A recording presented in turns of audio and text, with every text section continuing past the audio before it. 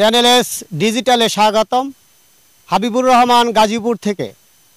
দর্শক, আমি অবস্থান করছি গাজীপুরের কালিয়াকৈর মধ্যপাড়া ৮ নং ওয়ার্ড। মধ্যপাড়া ৮ নং ওয়ার্ড আওয়ামী ফ্যাসিস্ট সরকারের আমলে নদীভাঙ্গা ২০টি পরিবার জমি কিনেছিল।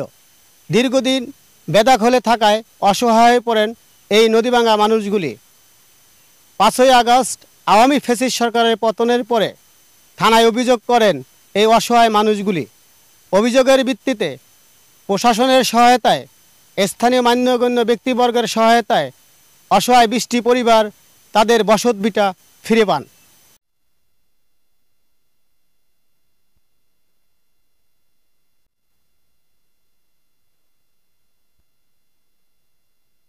প্রতিবন্ধী এই অবস্থায় এই চালায় থাকতাম, আমাদের থাকতে দিত না। রাত্রে দিনে জ্বালাতন করতো, আইসা হুমকি দামকি দিত, থাকতে দিবে না, উঠিয়ে দিবে।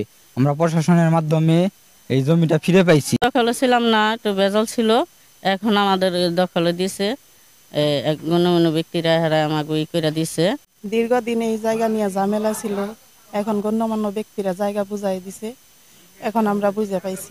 জামাল মেম্বার ছিল আমার মামা, সে আমাকে জায়গাটা দিছে। পরে যার কাছে জায়গা নিছি হেরা অনেক অত্যাচার করছে আমারে। মনে করেন যে জায়গায় আমাকে থাকতে দেন, অনেক লোকজন আসছিল, আরো 20টা ঘর ছিল, তারা মনে করেন যে অত্যাচার করছে অনেক। পরে হেরা গেছে গা দেশের বাড়ি।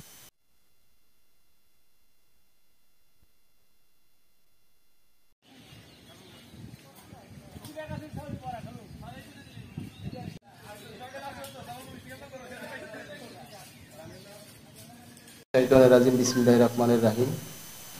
আমাদের নেতা জনাব তারেক রহমান, আমার নেতা সাইদি আহমেদের আদর্শিত আমরা আজকে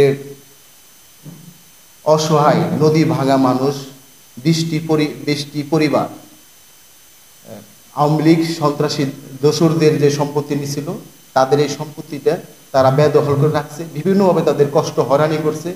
এই 17 বছরে তারা সম্পত্তিটা বুঝিয়ে পায় না। আমরা এলাকার গণ্যমান্য ব্যক্তি, এমনকি প্রশাসন সহ আমরা সেই সম্পত্তিটা বুঝিয়ে দিতে সক্ষম। Channel S Habibur Rahman, Kaliakair.